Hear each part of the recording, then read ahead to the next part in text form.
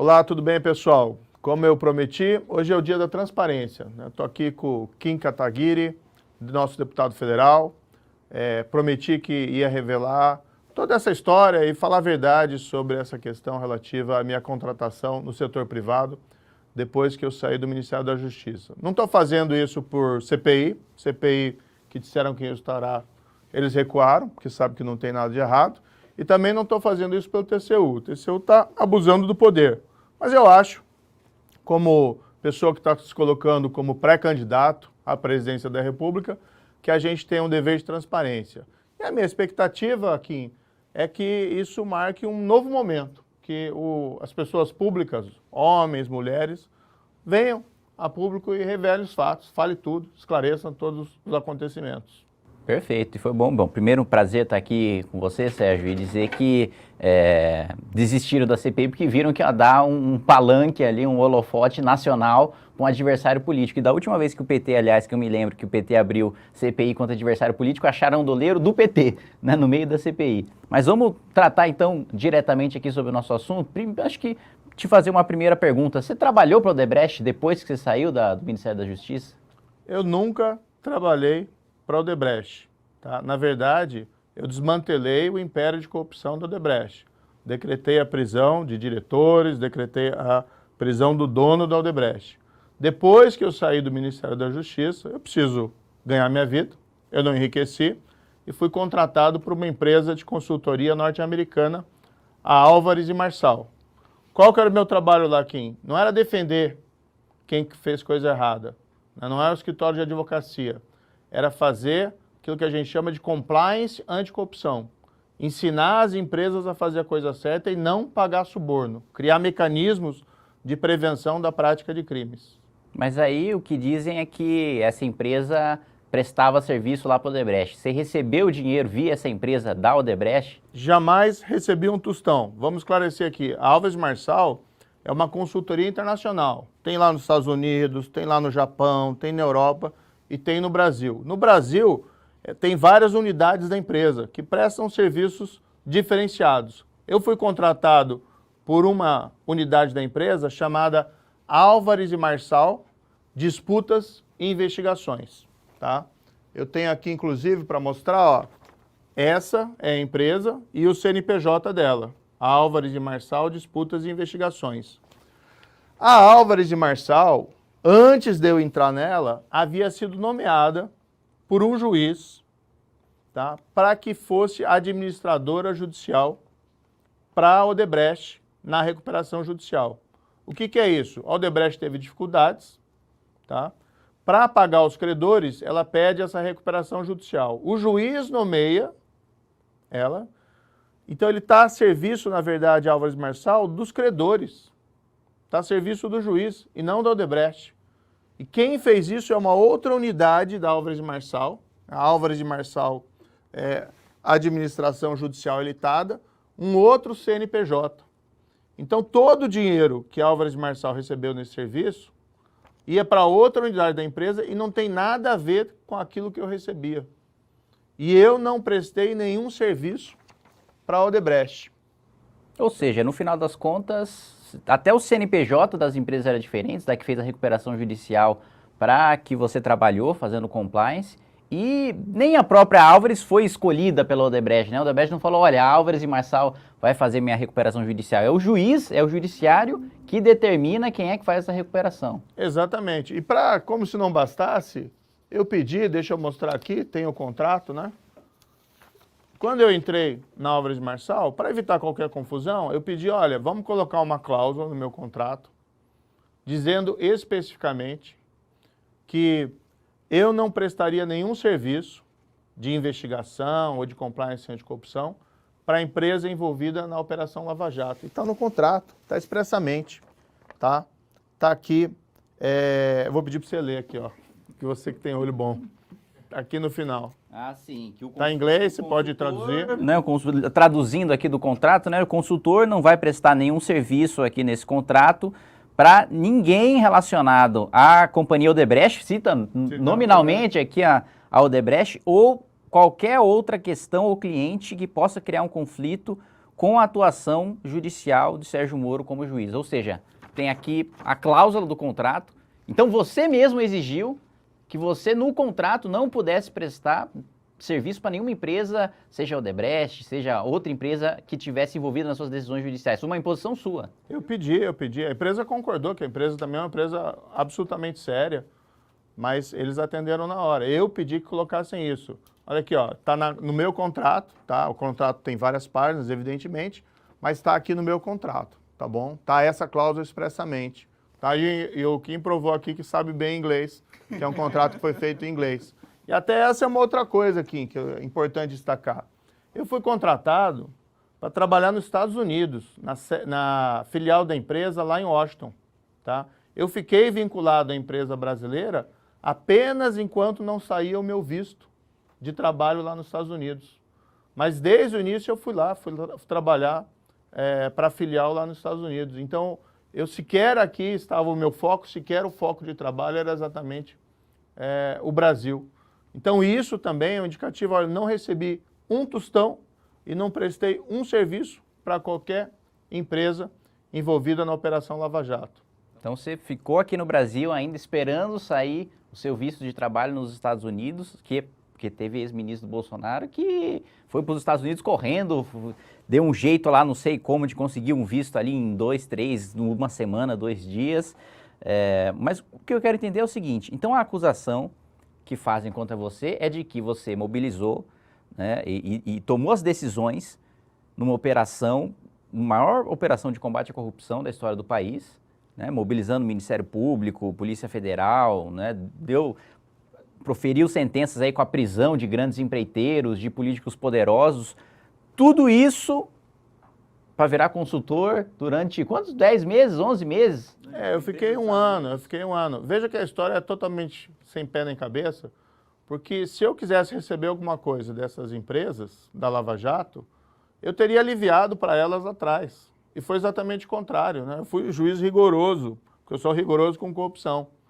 Então eu fui rigoroso e depois eu fui trabalhar como consultor e nunca trabalhei para a empresa Lava Jato. Então a história é totalmente absurda. Ficam falando também que eu enriqueci. Não enriqueci. Eu fui trabalhar lá e recebi um bom salário, tá? Porque veja, além de todo o histórico, todo o reconhecimento internacional do meu trabalho na Lava Jato, eu fui colocado, né? Recebi vários prêmios internacionais por isso. Então é normal que você tenha, com todas essas qualificações, ex-ministro da Justiça, um salário bom.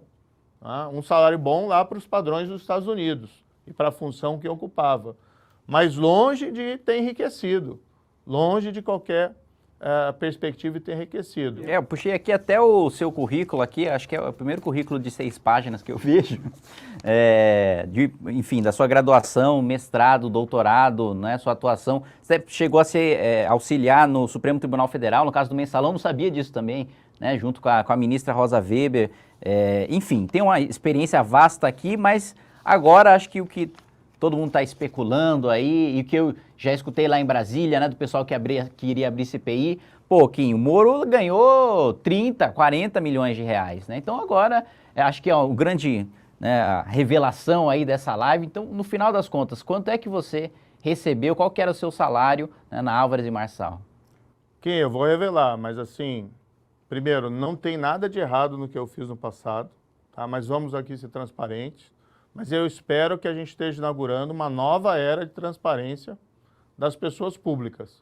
Que se tem, então, um questionamento, que as pessoas vão a público lá e revelem todos os fatos, tá? Porque a CPI foi enterrada, eu não precisava revelar, e esse processo do TCU, né, do ministro lá, do procurador, é um abuso, porque o TCU serve para investigar o quê?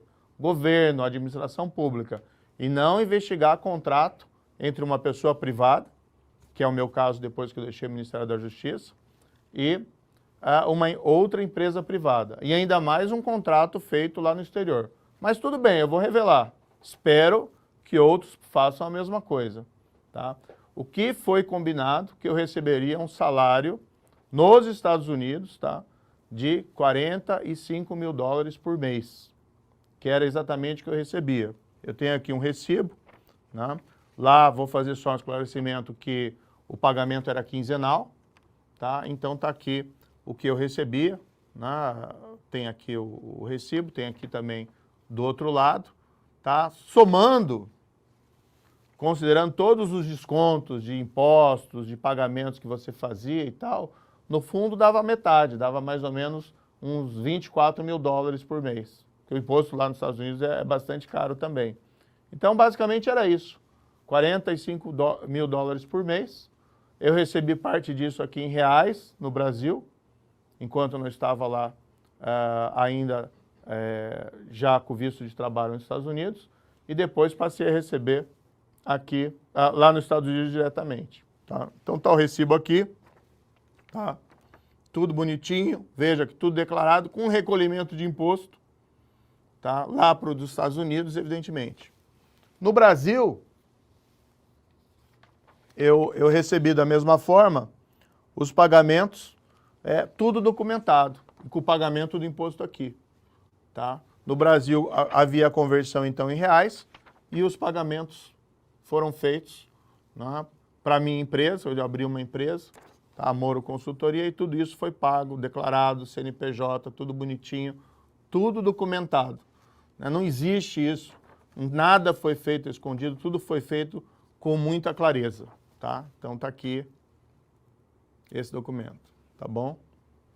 Então, 24 mil dólares líquidos, isso aí, o Weintraub foi trabalhar no Banco Mundial indicado pelo Bolsonaro aqui, fugindo da justiça para ganhar mais e trabalhar menos, né? Isso ele está fazendo algum trabalho lá. Então, você chega com um salário comum de um executivo e foi feita uma CPI, parece que teve também uma representação, né, no Ministério Público, o Ministério Público já arquivou. Então, mobilizaram toda uma máquina de justiça porque você fez um contrato privado para receber um salário líquido de 24 mil dólares e desvendar só a título de comparação, assim, quanto você teve de devolução, sei lá, de um diretor da Petrobras em escândalo de corrupção? Teve um diretor da Petrobras que devolveu 100 milhões de dólares em suborno que ele recebeu por 10 anos.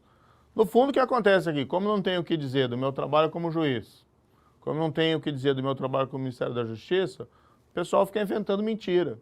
O que acontece é que eu saí, né, tenho um currículo, você mesmo viu aí, com todos esses reconhecimentos internacionais, fui trabalhar, o salário realmente era bom, mas muito distante, por exemplo, de um CEO de uma dessas gigantes empresas que ganham muito mais.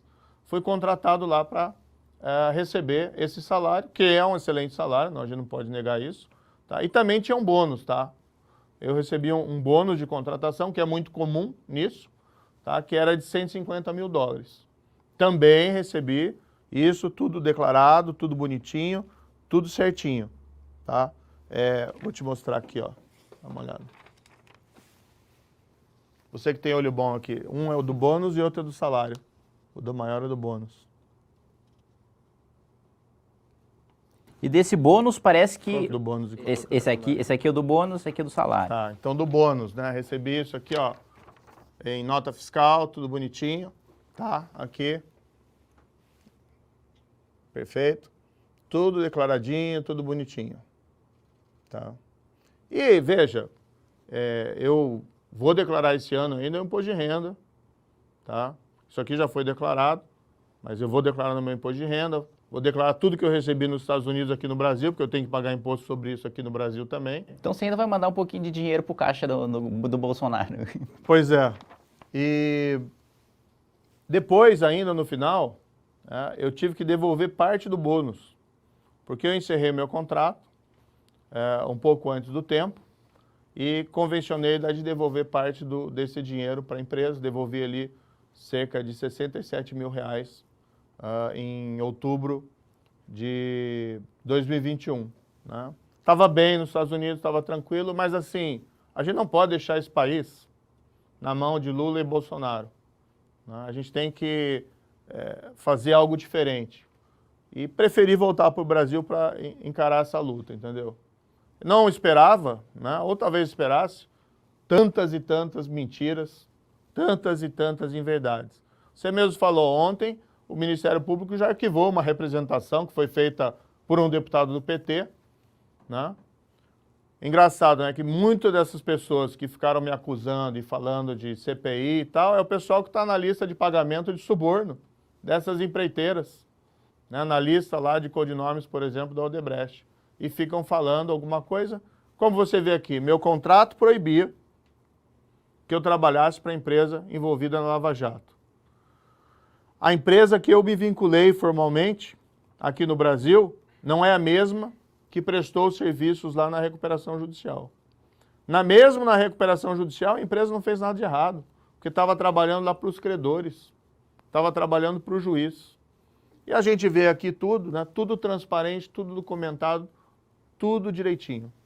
E você ainda então devolveu uma parte do seu bônus. Peraí, calma, deixa eu entender então a lógica por trás de tudo isso. Então você teve todas essas decisões de repercussão internacional, né, no âmbito da Operação Lava Jato, bilhões de reais aí desvendados em esquemas de corrupção, um diretor só devolvendo 100 milhões, 200 milhões de dólares. Tudo isso para você chegar a firmar o contrato lá com a Álvares e Marçal e nem ficar com todo o bônus. Você ainda devolver parte dos seus... Assim, você tá precisando negociar melhor as coisas aí, Moro, porque realmente você ainda devolveu uma parte... Eu conheço, assim, Bolsonaro, né, os filhos do Bolsonaro, que tem uma técnica diferente de devolução de salário, né? Não é bem eles devolverem o bônus privado deles, é pegar a devolução de gabinete. Então, você ainda, por quebrar o contrato antes, para vir aqui se pré-candidatar no Brasil, que você não tinha obrigação nenhuma, podia continuar nos Estados Unidos, continuar recebendo em dólar, podia continuar lá, você voltou, devolveu parte do bônus e ainda tem que ter CPI e representação no Ministério Público para dizer que você recebeu da Odebrecht, e a Odebrecht não tem nem nada a ver com a prestação de serviço que você fez. Então, é essa a grande construção, é a grande acusação que fizeram contra você? É todo um procedimento abusivo, né? Vamos colocar aqui também, ó, dá pra gente falar, né? Os técnicos do TCU, o TCU, assim, a gente tem que respeitar o TCU. Tem lá um corpo técnico excelente. Os auditores, o corpo técnico do TCU, fez um relatório e apresentou lá para o ministro do TCU, para o procurador, dizendo assim, não prospera essa tese fraudulenta de vocês, porque não tem conflito de interesse nenhum, não tem nenhuma prova que o Moro recebeu valores da Odebrecht, é um processo totalmente equivocado. Mas o ministro, né, o ministro lá e o procurador ignoraram completamente a parte técnica e ficam insistindo nessa história que não tem base nenhuma. Será que tem alguma coisa a ver porque eu estou me colocando como pré-candidato à presidência da República? E como você colocou, o TCU está lá para investigar dinheiro público, né? Você não teria obrigação nenhuma de mostrar salário, de mostrar ganho como você está mostrando hoje. Será que algum outro pré-candidato mostra salário, mostra o que recebeu, mostra patrimônio? Será que alguém mais, né, faria isso, né? Ou se diria, diria que não, que é o Ministério Público que é malvado, que está indo atrás de escândalo, que é o Judiciário que é malvado, que está indo atrás de escândalo? Será que tem mais alguém com coragem de fazer isso, Moro? Essa é a pergunta que a gente precisa fazer. Né? Mas primeiro eu quero mostrar aqui o relatório, né, que foi apresentado dos auditores, tá? Que dizem que esse procedimento é abusivo, que diz que não tem nenhuma razão de ser. E esse relatório dos técnicos do TCU, concursados, gente muito preparada, está sendo ignorada lá pelo ministro e pelo procurador do TCU. É uma coisa assim, acho que nunca teve isso antes, né? O TCU investigando uma relação privada e ignorando aqui os pareceres técnicos. Mas aí, Kim, aí que eu acho que a gente vem no ponto que é importante, né? Eu me disponho a vir aqui, esclarecer todos esses fatos, mesmo tendo sido sepultada a CPI, mesmo tendo esse procedimento abusivo, porque eu não devo nada, tenho consciência tranquila e absoluta transparência. Agora, a grande questão é essa. Vamos ver quem faz a mesma coisa. Vamos ver, por exemplo, você já quis saber lá quanto que o Lula recebeu de palestras das empresas envolvidas no Lava Jato, inclusive da Odebrecht? Eu queria ver uma gravação de uma palestra do Lula, né? Pra ver o que é que ele tanto fala que vale tanto. Mas assim, eu acho que ele devia esclarecer isso.